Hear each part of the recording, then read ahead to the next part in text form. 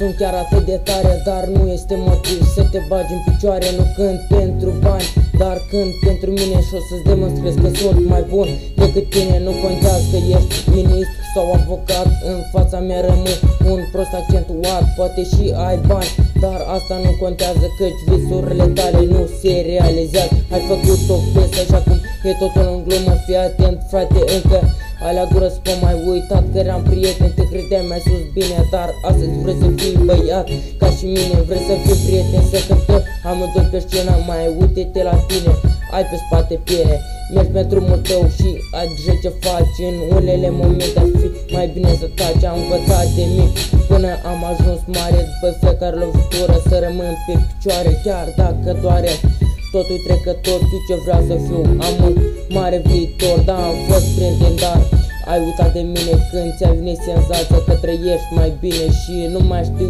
ce mai fi mai departe. Piesa asta nu-i coșmar, e simpla realitate, nu mai știu nimic ce înseamnă suferință. În viața asta sunt o mică simplă ființă. Ai vrut să fii tare, dar ai devenit bizar și acum vreau să-ți spun că cânti în zadar, nu mai ești cum ai fost. Stimat, pentru mine ai devenit un om de mult uitat. Piesele tale nu mai iau niciun viitor. Antișot este model pentru întregul popor.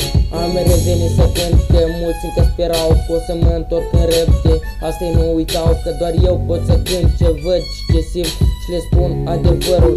Nu încerc să mint, n-am timp să caut, să mă regăsesc, n-am timp să creez, încerc doar să trăiesc. Hip-hopul este cea mai mare valoare. Când ții microfonul în mână, am totul la picioare. Pentru unii ca voi, asta e poveste, dar eu vă spun tot clar, fără mici defecte. Dar totuși credeți că povestea e bună? Ăsta e adevărul, nu e o prostă glumă. Nu mai trebuie să fiu un băiat bun și când am probleme pe voi să vă mai sun. Acum decid singur ce trebuie să fac, când trebuie să vorbesc, când trebuie să tac. Nu înțelege nimeni ce simt eu acum. Viața pentru mine e doar ceață și fum, dar sunt model pentru mulți ca tine, ce vor să cânte rap la fel ca și mine.